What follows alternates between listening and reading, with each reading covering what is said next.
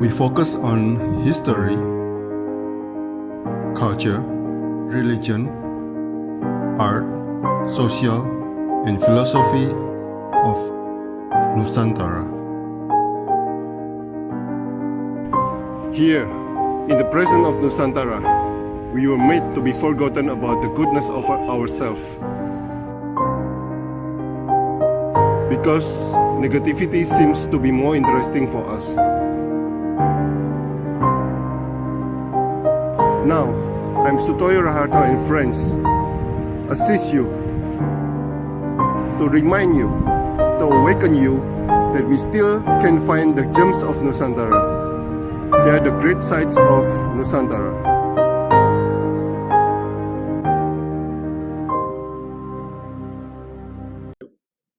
Selamat sore, Selamat sore. Pak Sutoyo. Selamat sore yang sudah hadir sore hari ini ya, Pak. Selamat sore semua.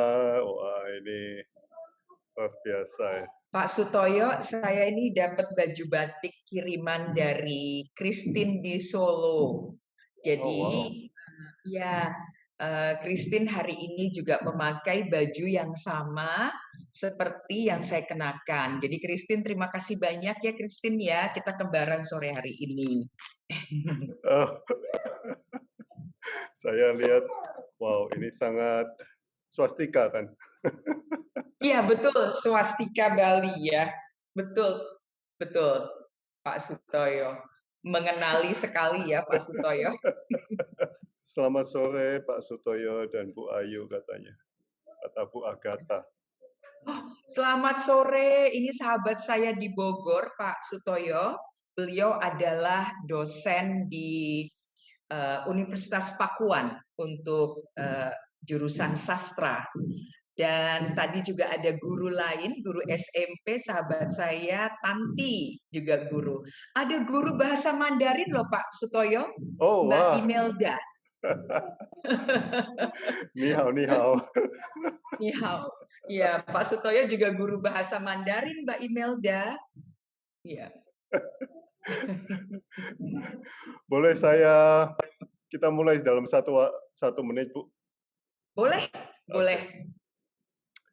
Kita tunggu kesabarannya ya, menunggu kesabaran yang lain.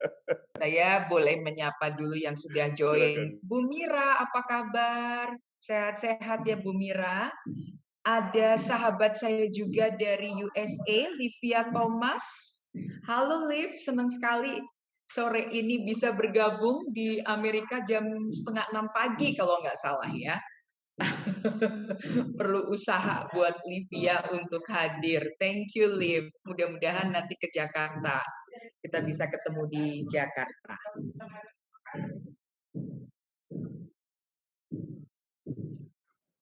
Oke, saya mulai ya, Bu ya. Oh, silakan Pak. Selamat sore Bu Ayu Diah Pasha, seorang aktris dan host Ayu Show IG Live. Wow, ini kita kali ini Friday Date with Ayu, tapi yang diwawancarain hostnya ini. Iya nih, baru pertama kali dan senang bisa berkolaborasi dengan Dharma Sharing dengan Pak Sutoyo. Bu, mungkin boleh menyapa dulu Bu sebelum saya mulai pertanyaan bertubi-tubi ini Bu. Silakan. Ya, saya berterima kasih kepada Pak Sutoyo yang sudah mengundang saya untuk hadir di Dharma Sharing ini, sekaligus berkolaborasi dengan Ayu Show, karena memang Ayu Show biasa tampil di Jumat sore, pukul 16.30 atau 17. Nah, saya juga senang sekali karena banyak sahabat-sahabat saya yang hadir dari berbagai kota di Indonesia, bahkan di Amerika. Mudah-mudahan nanti makin sore makin banyak yang bergabung dan boleh kita saling berdiskusi ya mengenai topik kita sore hari ini, Pak Sutoyo. Terima kasih. Oke, saya mulai pertanyaannya ya Bu ya. I'm getting excited ini. Beberapa minggu lalu kita ngobrol tentang peran-peran yang pernah Anda mainkan Bu Ayu. Saya rasa yang paling menarik adalah Bu Ayu terlibat dalam beberapa cerita Kartini. Bisa ceritakan sedikit Bu tentang event-event spesial tersebut, silakan Bu. Oke, saya kalau ditanya kaitannya saya terlibat dalam event-event Kartini itu selalu sangat bersemangat Pak, karena memang dari dulu Kartini adalah sosok perempuan Indonesia yang sangat saya kagumi. Jadi kalau ditanya banyak sekali inspirasi yang saya dapatkan dari tokoh Kartini di dalam kehidupan saya. Dan itu saya dapatkan melalui tulisan-tulisan beliau. Sampai kemudian salah satu di mana saya belajar acting, acting coach saya yaitu Kang Wawan Sofwan. Beliau adalah salah satu sutradara kondang dalam dunia teater dari Teater Bandung. Itu pernah bilang ke saya seperti ini, "Yuk, kamu kan sudah mencoba berbagai medium dalam seni peran, baik teater, film, sinetron, ya. Kalau sekarang ini ada web series, tetapi kamu belum pernah bermain monolog. Bermain monolog itu memang adalah kemampuan yang dimiliki oleh acting coach saya yaitu Kang Wawan." Terus saya bilang, mampu nggak ya saya bermain di dalam pentas monolog?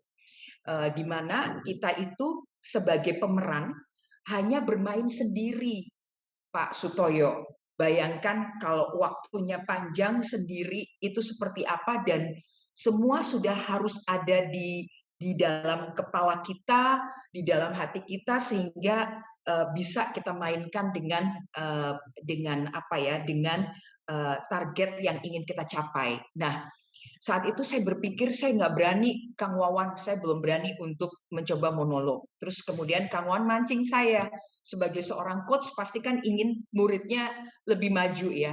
Terus dia bilang, "Yuk, kamu nggak ingin memainkan Kartini?" Terus saya bilang pada waktu itu, umur saya kalau nggak salah 47 atau 46 tahun waktu itu. Saya bilang ke Kang Wawan, mana mungkin saya memerankan Kartini, sementara Kartini itu hidup usianya hanya sampai 25 tahun. Ya, masih sangat remaja ketika dia mulai meledak-ledak inspirasinya, dan meninggal di usia yang sangat muda yaitu 25 tahun. Sementara saya waktu itu sudah 47. Nggak mungkin kan apa secara fisik untuk tampil seperti gadis usia 25 tahun dan sebagainya. Terus Kang Wan masih bilang, kan kamu mencoba menyampaikan cerita dan pemikirannya. Itu saya renungkan. Terus itu di ini sampai kemudian ketika saya berusia 50 tahun, saya berpikir, saya mau kasih apa ya di usia 50 tahun ini? Tanpa saya sadari, saya kalau nggak salah membaca majalah Tempo atau apa, di mana pada waktu itu tertulis bahwa Presiden pertama kita Soekarno itu mengusulkan Kartini atau mengangkat Kartini sebagai pahlawan nasional itu pada tahun 1964. Entah waktu itu sudah diangkat atau baru usulan, yang jelas jatuhnya tanggalnya sama dengan hari kelahiran saya, 4 Februari 1964. Oh. Jadi wow. saya pada saat itu berpikir, ini kalau tidak salah ya Pak, mudah-mudahan saya tidak salah, itu yang saya ingat. Saya dari kemarin nyari-nyari apa yang saya temukan itu belum saya temui. Tapi 1964 itu sangat menyentuh saya. Jadi saya pikir kalau saya mau bermain monolog atau tampil monolog, ini adalah waktu yang tepat. 50 tahun. Kemudian 50 tahun Kartini sebagai pahlawan nasional dan 50 tahun usia saya. Itu menjadi golden moment. Lalu akhirnya saya menerima tantangan dari Kang Wawan, dan akhirnya itu dipentaskan pertama kali pada tanggal 2 Mei pas Hari Pendidikan Nasional. Karena memang yang dimainkan pada saat itu adalah lebih kepada pemikiran-pemikiran Kartini terhadap emansipasi perempuan dan pendidikan. Dan akhirnya kami mencoba melakukan pendekatan kepada Erasmus Huygens. Erasmus menyambut baik karena Kartini dan Belanda itu sangat kuat ya kaitannya, Pak Sutoyo pasti tahu itu, dan akhirnya dipentaskan dan ditonton 350 orang monolognya selama 2 jam penuh, 120 menit. Di Belanda. 2014 ya. Di 7 tahun Belanda. lalu itu, Pak. Ya. Oh, wow, wow, wow. Nah, Bu, kita kalau di sekolah itu hanya tahu Kartini karena jarit, kebaya, pakai pakaian tradisional. Hanya itu saja. Lalu ada mungkin satu kalimat Kartini yang digempor-gemporkan oleh buku pelajaran. Tetapi kita benar-benar tidak tahu apa sebetulnya ajaran-ajaran Kartini, Bu. Nah, bagaimana Bu Ayu mempelajari dan mendalami karakter Kartini dari sumber atau referensi apa, Bu? Sedangkan pada waktu Orde Baru tidak ada buku Kartini yang beredar, Bu. Silakan. Oke. Nah, pada waktu saya mencoba untuk mendalami atau mengenal sosok Kartini, pertama yang saya lakukan, saya pergi ke Jepara. Saya mendatangi rumah Kartini, rumah ayah Kartini, yaitu Raden Mas Aryo Sosroningrat. Kemudian di sana saya cukup lama. Saya duduk, saya memperhatikan, dan rumah itu sudah menjadi kantor, Pak.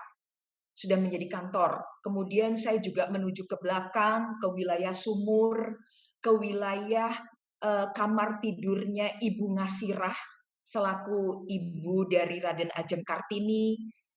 Saya masuk ke kamarnya Kartini. Di situ ada foto Ibu Ngasirah. Itu saya cukup lama berada di kamar Kartini saat itu. Dari situ saya juga melihat gebyoknya Kartini, di mana pada waktu Kartini dipingit, dia itu hanya bisa mengintip dari gebyok itu ke teras rumah. Karena pada waktu dipingit kan tidak boleh keluar. Itu pun saya juga mencoba untuk mengintip dari gebyok itu, melihat ke teras. Lalu saya pergi ke Museum Kartini di Jepara. Di Museum Kartini itu saya melihat secara langsung mejanya Kartini, tempat duduknya Kartini, lemari bukunya. Saya memandangi itu dan kemudian itu yang menginspirasi saya untuk membuat replika daripada kursi dan mejanya dan lemarinya. Itu sekarang tersimpan dengan rapi di rumah saya. Oh, Lalu replika. kemudian replika dari kursi, meja, dan ini yang juga ditampilkan sebagai fasilitas pada saat memainkan monolog Kartini. Kemudian dari situ saya pergi ke Rembang. Di situ juga ada Museum Kartini. Saya melihat langsung papan tulis yang digunakan Kartini ketika dia mengajar, ketika dia membuka sekolah untuk perempuan pada tahun 1903. Jadi pada waktu itu umur daripada papan tulis itu sudah 130 tahun lebih. Jadi saya membayangkan Kartini berdiri di depan papan tulis itu. Kemudian di situ memang ada meja-meja, ada murid-murid, patung-patung ya, muridnya dalam bentuk patung. Lalu yang paling menyenangkan itu adalah ketika saya masuk ke museumnya di Rembang dan saya membaca semua tulisannya yang ada di kaca.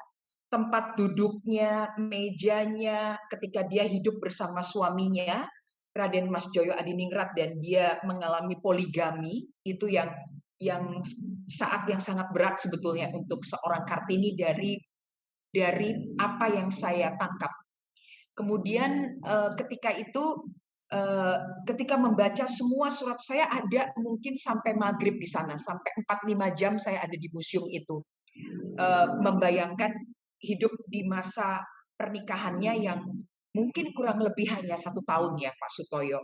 Jadi itu caranya. Kemudian sementara itu sutradara saya Kang Wawan Sofwan itu yang menuliskan langsung naskah monolog itu. Dan saya juga membaca buku Habis Gelap Terbitlah Terang, ada bukunya Pramudia juga tentang Kartini. Nah, cukup banyak pada waktu itu bahan-bahan yang saya pelajari untuk mengenal sosok Kartini. Dan apa namanya, kalau saya cerita sama Pak Sutoyo, 3 hari pertama ketika saya latihan monolog, itu nggak bisa latihan Pak Sutoyo. Selama 3 hari awal latihan itu saya cuma bisa menangis, mengeluarkan air mata. Sampai sutradara saya tuh bilang gini, ya udah yuk, kalau kamu mau nangis, nangis saja dulu gitu. Ini aja saya udah mau nangis lagi, nangis saja dulu, nggak apa-apa, kamu resapin dulu. Nah, di pertemuan kedua begitu lagi, di pertemuan ketiga begitu lagi. Jadi getarannya itu kuat sekali sih Pak Sutoyo ketika itu, dan pada akhirnya monolog itu dipentaskan tidak hanya di Jakarta. Di Jakarta itu pentas 3 kali, salah satunya di Galeri Indonesia Kaya, selain di Erasmus, kemudian di Bea Cukai, kemudian kami diundang oleh Freeport. Saya main pada waktu itu di Tembagapura dan di Kuala Kencana, disaksikan juga oleh para orang asing, dan saat itu dibuat terjemahannya juga, naskahnya dalam bahasa Inggris. Itu juga berkesan sekali. Terima kasih Freeport pada waktu itu sudah mengundang. Kemudian dimainkan juga pada saat itu, 5 itu, dan kemudian setelah itu saya mendapatkan tawaran untuk main sebagai Ngasirah dalam film Surat Cinta untuk Kartini. Ya, yang itu yang ditayangkan di layar lebar kalau tidak salah pada tahun 2017. Jadi dari 2014 sampai 2017 itu hampir hidup saya tuh nggak lepas dari sosoknya Kartini, Pak Sutoyo. Jadi kalau ditanya referensinya apa, itu yang saya lakukan. Bu, sampai sekarang cucu-cucu Kartini dan sepupu-sepupunya, keluarga Kartini kalau balik ke Rembang, ke Jepara itu masih merasakan merinding, ngenes, ya. Suatu kesedihan yang luar biasa yang terjadi pada 3 bersaudara tersebut. Lalu mereka mengatakan nggak tega. Nah, sebetulnya apa yang Ibu rasakan pada waktu itu? Melihat bentuk yang kasar, yang dari tadi kebyok, kamar, lalu Meja, ranjang, kursi. meja, ya. Apa yang Anda rasakan, Bu, di situ? Keterkungkungan, Pak Sutoyo. Terkungkung dalam satu waktu yang panjang. Jadi karena adanya budaya feodal saat itu, di mana gadis-gadis itu ketika sudah berusia atau sudah haid, itu saatnya untuk dipingit. Saatnya untuk kita aja pandemi, Pak Sutoyo, 1,5 tahun ya. Kita nggak 100% ada di rumah loh Pak Sutoyo. Itu pun kita masih banyak yang mengeluh. Dalam pandemi ini banyak hal yang terjadi, perubahan-perubahan hidup kita itu yang 360 derajat berubah. Bayangkan Kartini mengalami 4 tahun, Pak. Berada hanya di dalam kamar atau di sekitar kamar. Itu pasti jenuh. Bahkan Kartini itu mengungkapkannya rasanya mau bunuh diri, mau gila, mau teriak.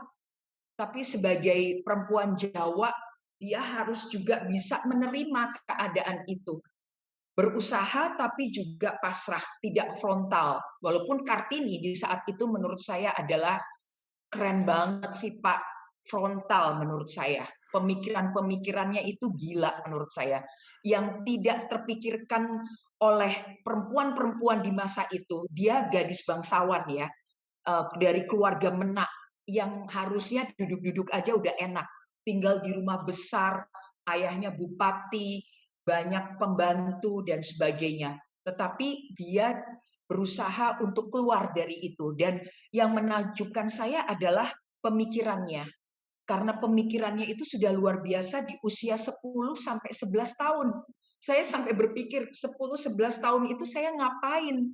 Tapi itu 10-11 tahun itu yang seorang saya Kartini, pikirkan juga.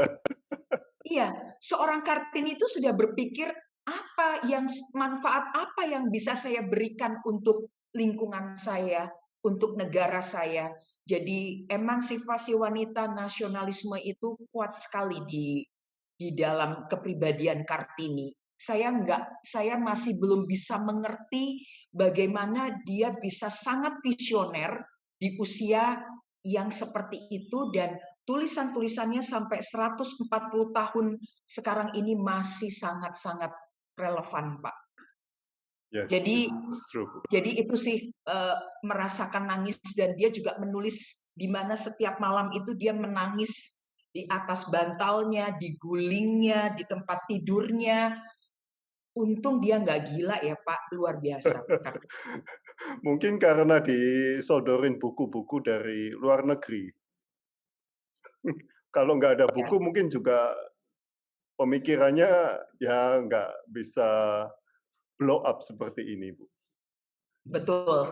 Dan dia yang paling juga menentangkan Pak, karena begitu sudah pingitannya selesai, kan anak-anak perempuan ini dinikahkan Pak.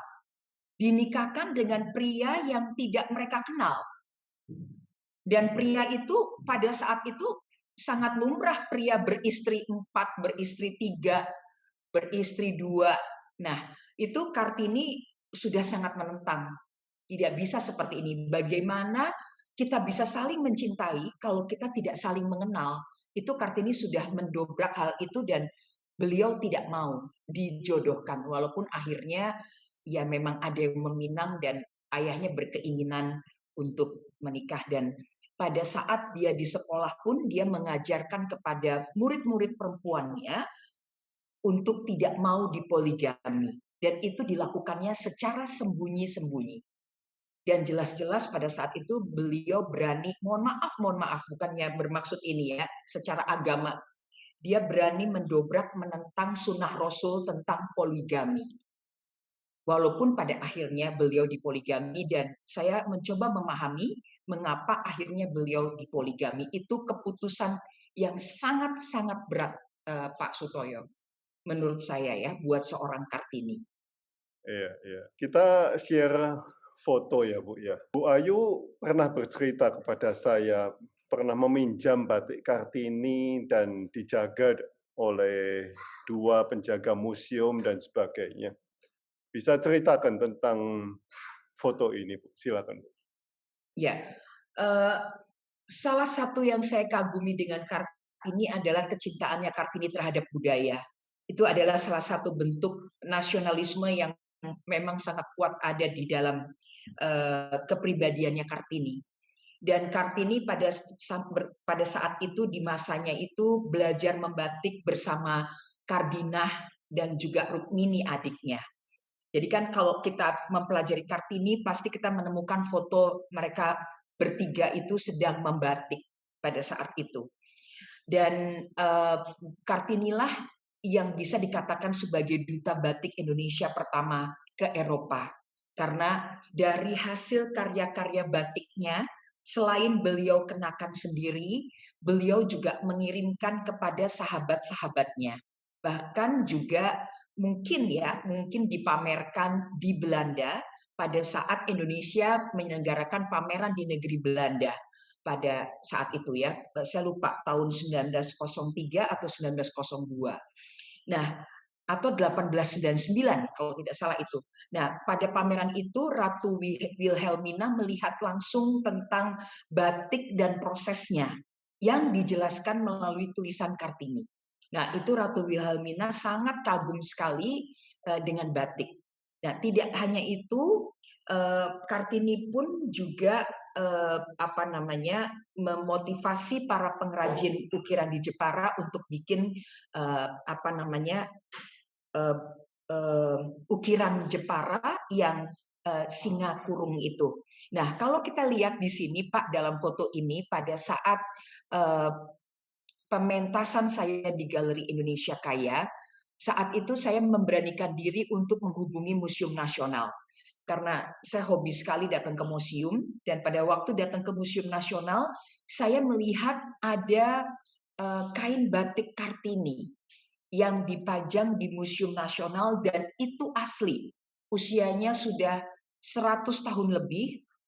Lalu saya berkirim surat sebelum pementasan itu kepada Direktur Museum Nasional atau Kepala Museum, bolehkah batik Kartini ini dipamerkan di foyer Galeri Indonesia Kaya pada saat pementasan.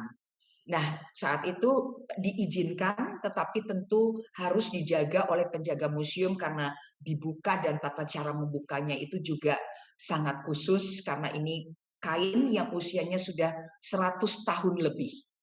Nah, ini yang kita lihat sama-sama saat ini adalah karya asli Kartini yang ada atau dipersembahkan untuk Museum Nasional. Kita lihat koleksinya berupa buketan. Ini mungkin adalah pengaruh dari Belanda, bunga-bunga seperti ini. Jadi Kartini suka sekali menggambar atau membuat motif-motif buketan dengan latar belakang galaran atau garis. Ini adalah pengaruh Belanda, juga kupu-kupu. Kupu-kupu itu pengaruh dari Hindu Jawa. Jadi ini yang mempengaruhi Kartini, dan yang saya pakai pada saat pementasan kalau dilihat ini adalah kain batik yang dibuat oleh Batik Harumi Jogja, yang inspirasinya juga diambil dari gambar Kartini, batik Kartini yang ada di Google, lalu dibuat sedemikian rupa. Warnanya agak kekuningan. Lalu kebaya yang saya gunakan ini adalah karya Musa Widiatmodjo, dan di samping saya ini adalah Wawan Sofwan, mentor saya, coach acting saya yang memotivasi saya untuk kemudian berani memainkan monolog Kartini ini.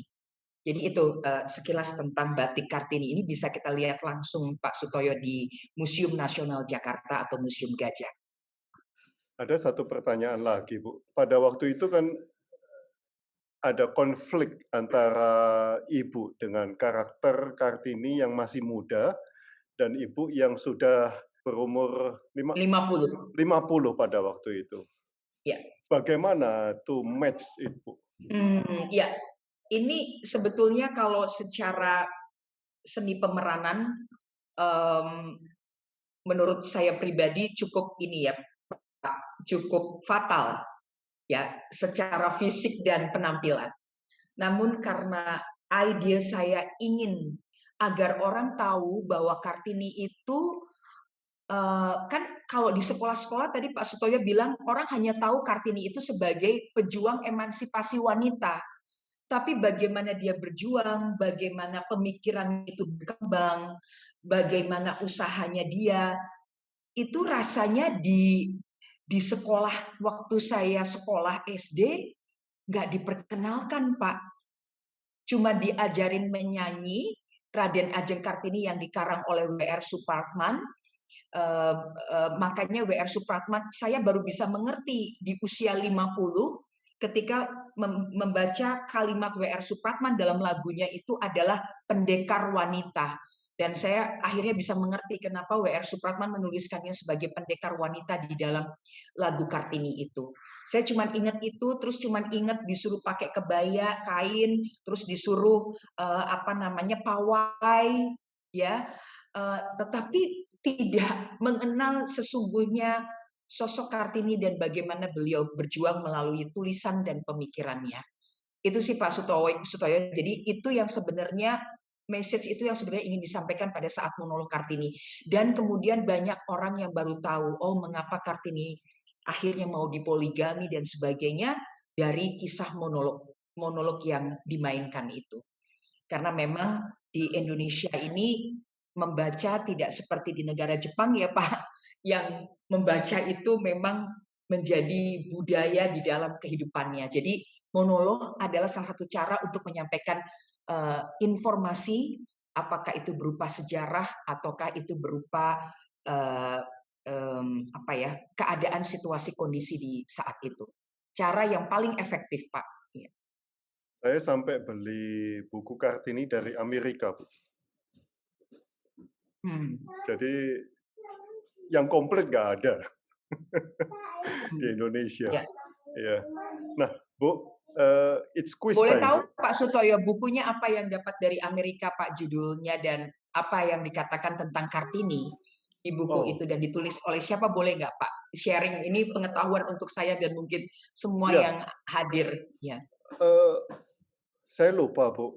Itu ada mungkin 3-5 buku kumpulan surat-surat Kartini dalam bahasa Inggris. Tentu saja itu sudah diterjemahkan ya. Dan It's Awakening itu menghidupkan semangat.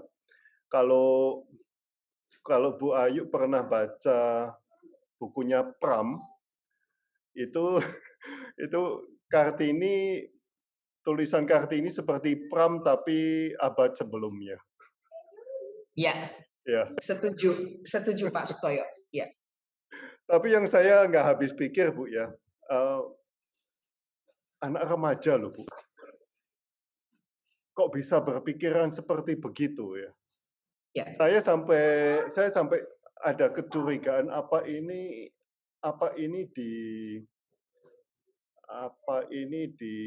dipakai oleh Belanda, tetapi rasanya enggak karena itu pure tulisannya dia. Saya akhirnya menemukan, Pak, di dalam perjalanan saya adalah kenapa Kartini bisa berpikir seperti itu. Dia membaca buku tentang sejarah perjuangan seorang wanita India. Kalau nggak salah namanya Ramabai, depannya P. Aduh, saya lupa. Pandita Ramabai atau apa seperti itu. Dia umur 10 tahun membaca buku itu. Dan ketika dia membaca buku itu, dia terinspirasi bahwa ternyata perempuan berkulit coklat itu juga bisa mendobrak kehidupannya sendiri. Jadi kalau mau berubah, kita harus berjuang. Dan ternyata itu bisa dilakukan oleh perempuan India yang tidak berkulit putih. Memang Kartini sangat mengagumi Eropa, karena pemikiran-pemikiran Eropa yang sangat maju melampaui situasi feodal pada saat Kartini hidup, di mana dia dikungkung. Perempuan saat itu tidak boleh sekolah loh, Pak Sutoyo. Kartini beruntung karena dia berada pada lingkungan yang berpendidikan. Kakeknya Condronegoro itu pemikirannya sangat maju. Membolehkan anak-anaknya bahkan bersekolah di Eropa di saat itu. Kemudian Sosroningrat mau tidak mau sebagai anaknya Condronegoro itu membolehkan anak perempuannya bersekolah, tapi sekolah ELS yang mungkin setingkat dengan sekolah rendah. Tapi begitu ELS selesai, Kartini kan ingin sekolah HBS ke Semarang, seperti kakak-kakaknya yang laki-laki. Raden Mas Slamet dan sebagainya, dia ngiri. Dia sampai nangis-nangis mohon sama bapaknya beliau ini untuk bisa melanjutkan HBS, tapi bapaknya bilang tidak boleh. Makanya ada tulisan dia yang mengatakan ketika dia ditanya oleh gurunya, ketika dia ELS ditanya oleh gurunya, apakah kamu mau bersekolah ke Belanda? Seperti Letsi Detmar, sahabat baiknya di sekolah ini. Lalu Kartini jawabnya kepada gurunya itu seperti ini, miris sih Pak. Dia bilang, jangan tanya apa yang saya mau, tapi tanyalah apa yang saya boleh.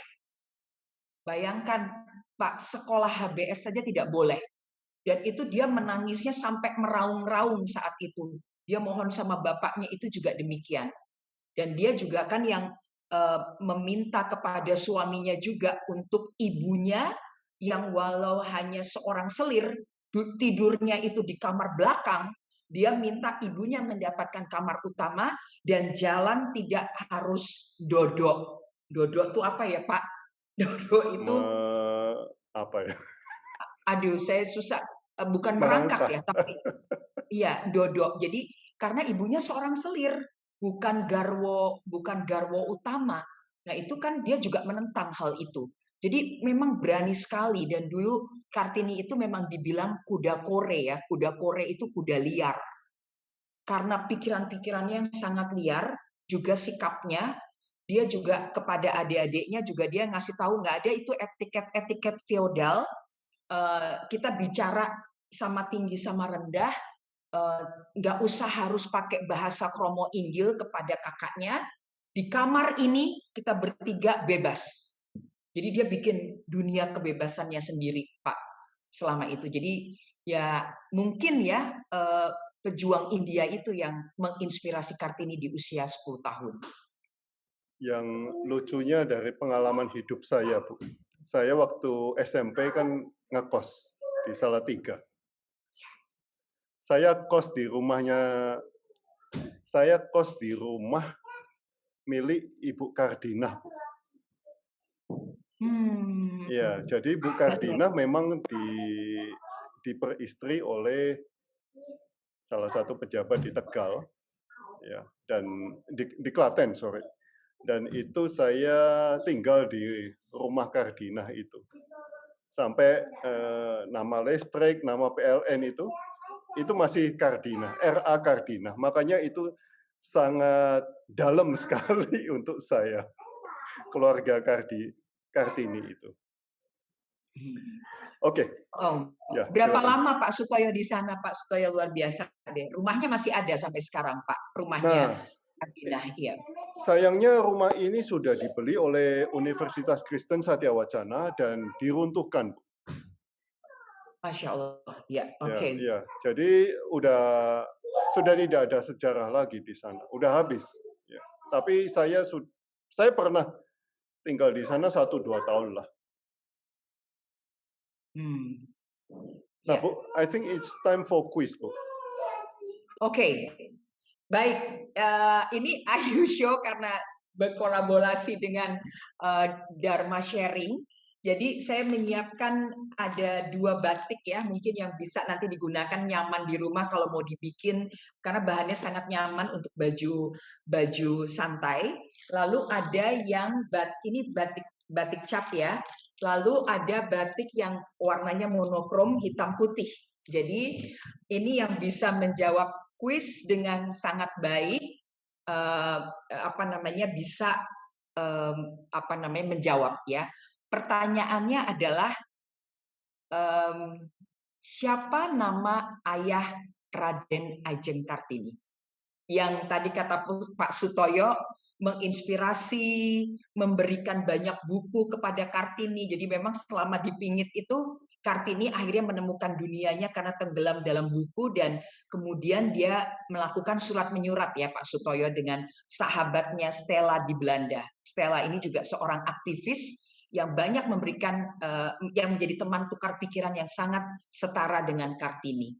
Jadi yang tahu siapa nama ayah Kartini boleh jawabnya melalui chat ya. Ya, melalui chat nanti 2 yang pertama akan mendapatkan 2 kain batik. Persembahan dari Dharma Sharing dan Ayu Show. Wah, ini udah ada yang jelas ya jawab, Bu. pertanyaan. Oh, sudah ada yang jawab ya. Nanti Amanda yang akan bantu siapa yang lebih cepat yang akan nanti dapat pengumuman namanya di akhir. Baik. Oke. Ya. Kita lanjut, Bu. Iya. Banyak orang Indonesia sendiri tahu Kartini, tapi tidak tahu apa-apa tentang isi tulisan-tulisan Kartini, Bu. Buku-buku Kartini pun pernah di-ban di negerinya sendiri, yaitu Indonesia.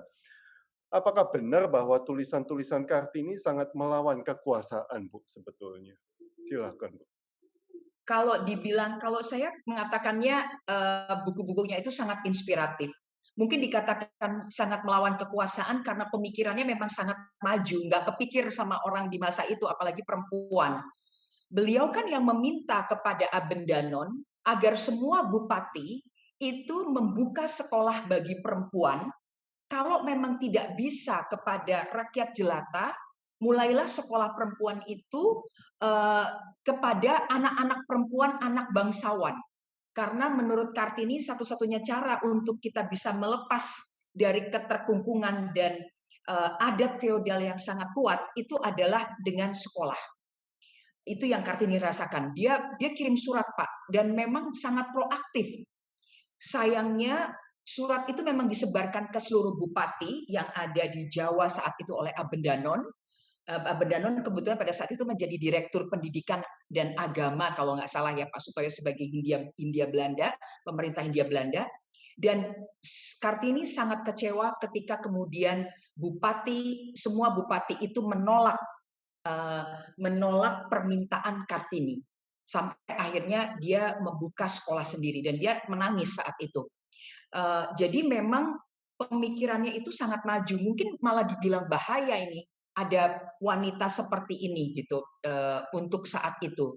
Entah oleh Belanda apakah Kartini juga dianggap pemikirannya bahaya karena Kartini kan sebetulnya mendapatkan beasiswa untuk bisa bersekolah ke negeri Belanda dan sudah disetujui loh. Tinggal berangkat Pak Sutoyo.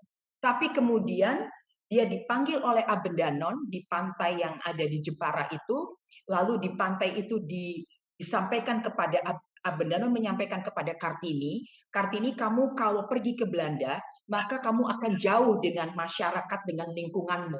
Padahal kamu sangat ingin dekat dengan mereka, ingin mereka maju dan sebagainya. Nanti kalau kamu pergi ke Belanda, orang-orang akan melupakan kamu.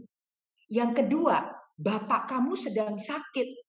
Kalau sampai terjadi apa-apa dengan ayah, kamu akan mungkin menyesal. Lalu ada pertimbangan lagi berikutnya yang akhirnya Kartini dengan berat hati mengurungkan niatnya untuk pergi ke Belanda. Dan memang Abendanon kemudian membukukan surat-surat Kartini yang sejumlah 115 surat itu di dalam bukunya Habis Gelap Terbitlah Terang yang terbit 4 tahun setelah Kartini meninggal. Kartini meninggal 1904, kalau tidak salah bukunya itu terbit di 7 tahun setelahnya ya, 1911 atau 1908. Jadi buku itu terbit dan tidak semua surat-surat Kartini itu oleh Abendanon dimasukkan. Bahkan ada surat Kartini yang disobek karena suratnya sangat intim dan suratnya sangat berani, Pak, tentang politik, tentang adat, politik Hindia Belanda, tentang kaum Tionghoa, keberadaan kaum Tionghoa yang sebagai minoritas saat itu sayang sekali nggak bisa saya dapatkan. Jadi memang ada yang disembunyikan memang sepertinya ya Pak Sutoyo itu dari yang saya baca ya. Nah, Bu, tulisan Kartini mana yang menginspirasi Ibu dalam kehidupan Bu Ayu sendiri, Bu? Silakan.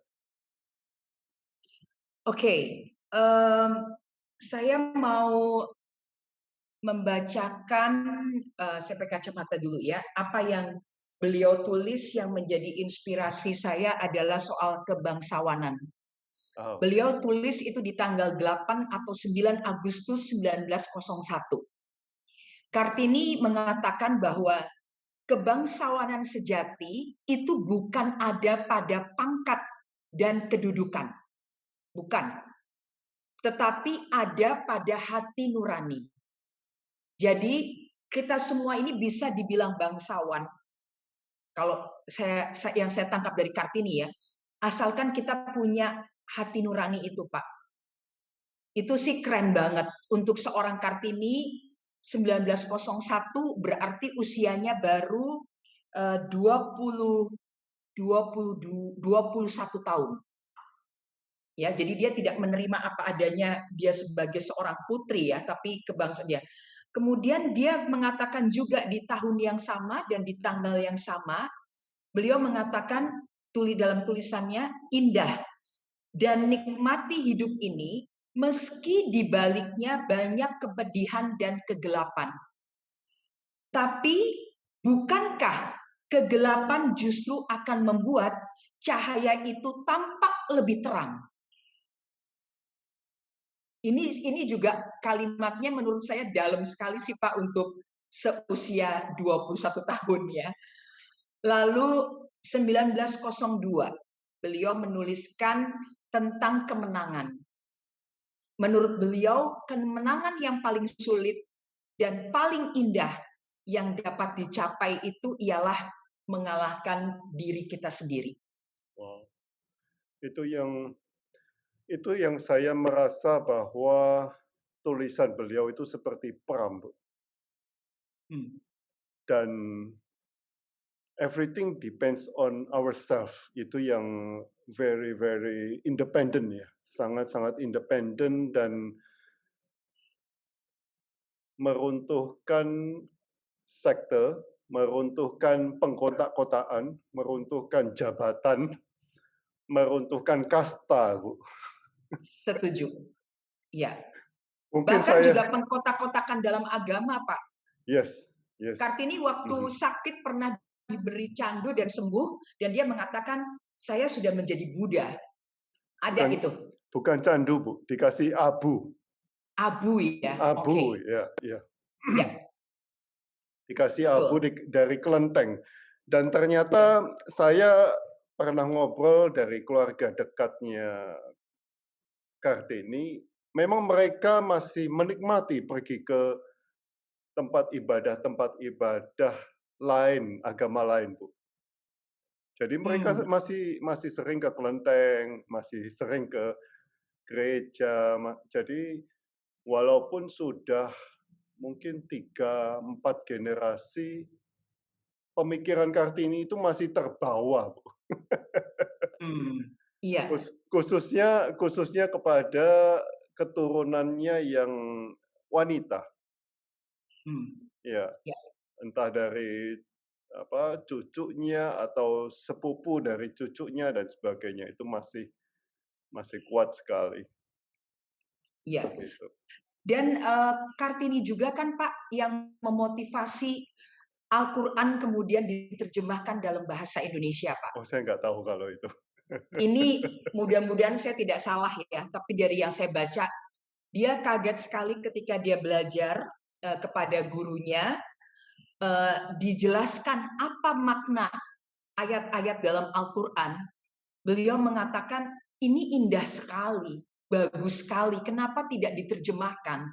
Lalu beliaulah yang meminta kepada gurunya untuk menerjemahkan. Dulu kan bahkan Al-Quran itu dibentuk dalam Arab gundul, Pak. Supaya kita memang pada saat itu dalam posisi orang Indonesia itu di bawah sekali di dalam penjajahan itu. Jadi memang dibikin bodoh begitu, Pak.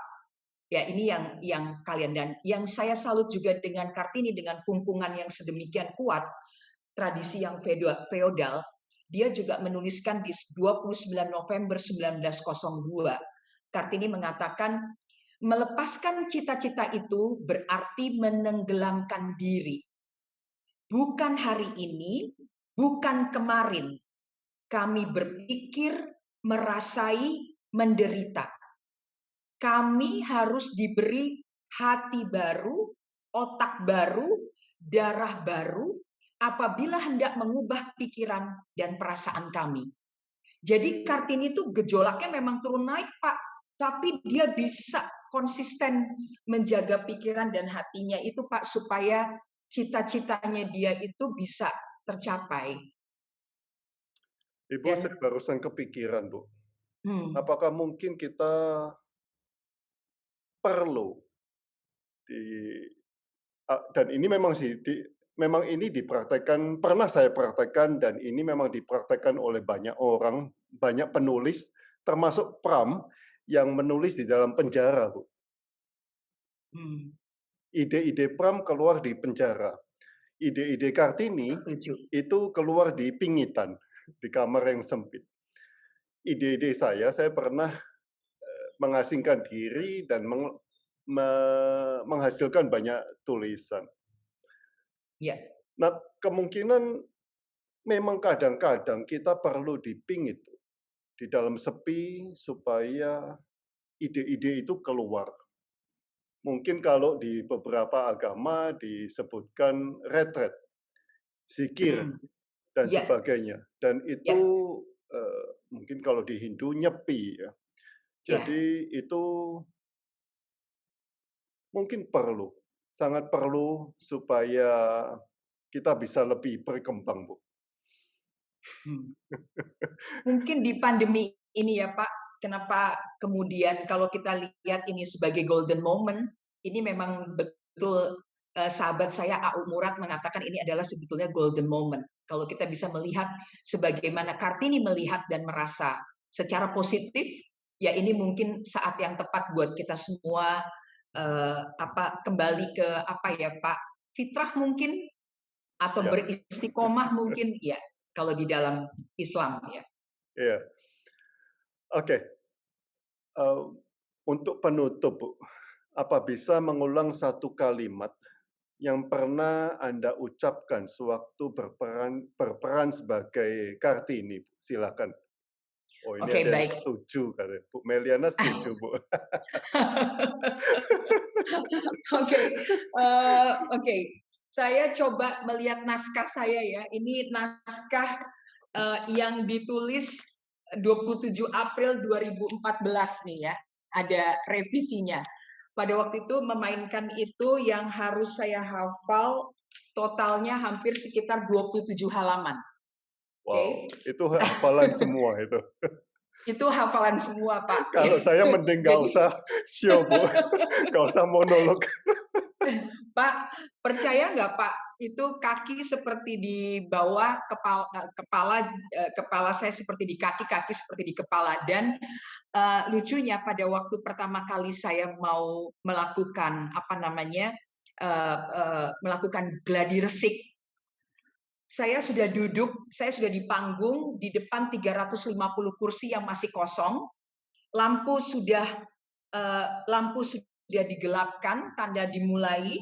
Ketika lampu menyala dan harus mulai, saya tidak bisa berkata-kata, Pak.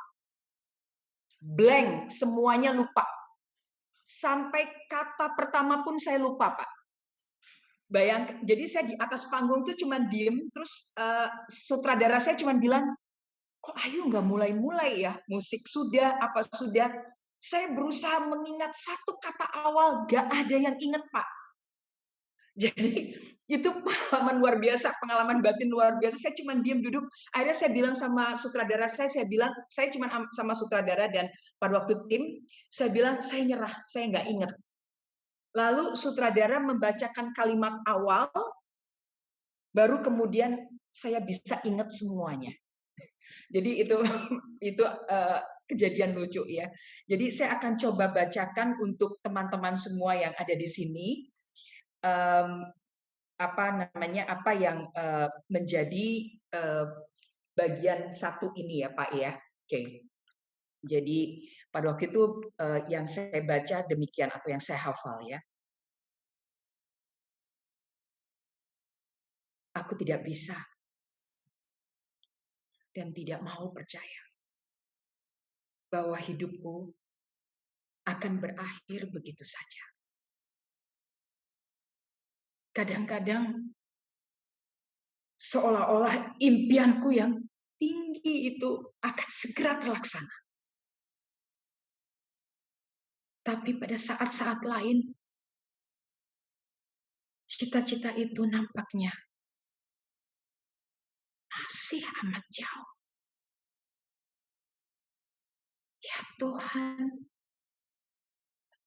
apakah sebenarnya yang dinamakan kewajiban itu? Kewajiban mana yang lebih tinggi? Tidak memikirkan kepentingan diri sendiri adalah kewajiban.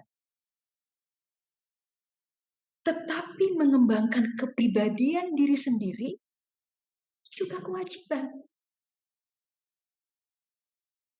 Lantas yang mana yang lebih tinggi? Yang pertama atau yang kedua?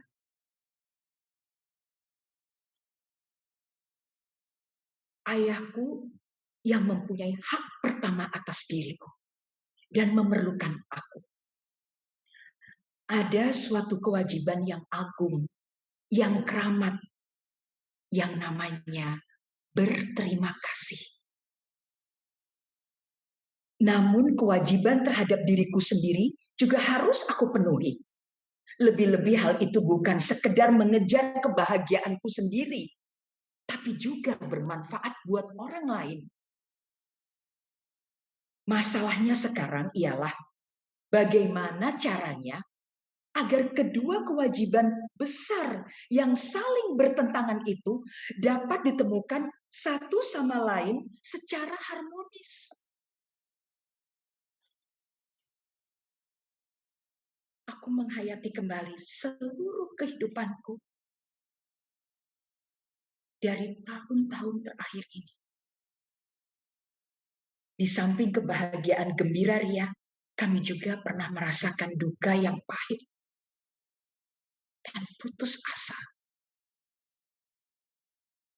Rasanya, dalam waktu singkat itu, kami seolah-olah telah mengalami berbagai kehidupan sekaligus. Asa kanak-kanak kami yang gembira telah lewat jauh sekali di belakang kami. Demikian Pak Sutoyo, demikian yang sudah bergabung. Ya. Ya, terima kasih, terima kasih. Ya.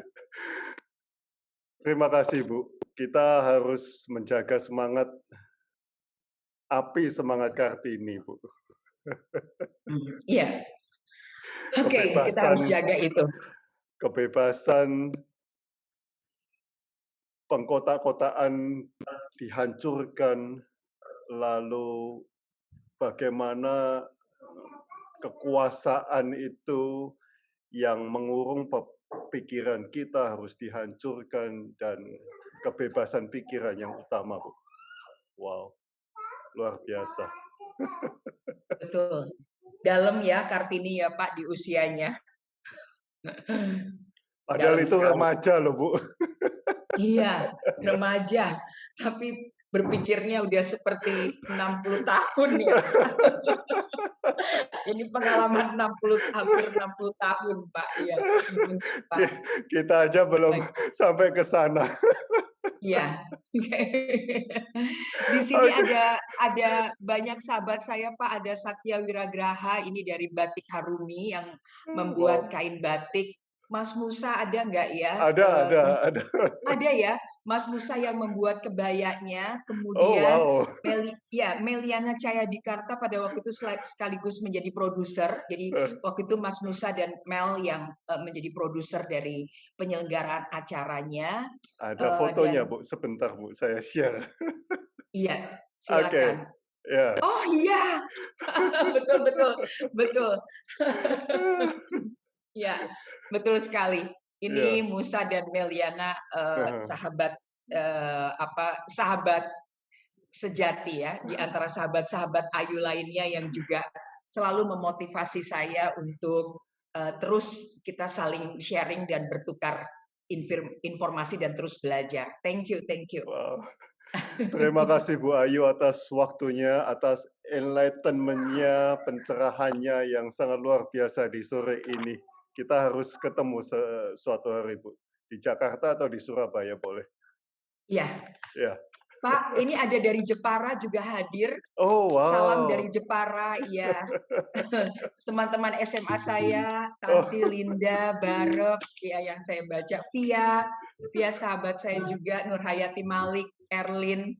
Oke, nggak bisa saya sebutin satu-satu. Ya, Christine, bajunya udah dipakai ya. Ini bajunya dari Christine. Thank you, kita kembaran sore ini. Oke. Terima kasih Bu Ayu atas waktunya, atas sharingnya, sangat luar biasa. Sama-sama.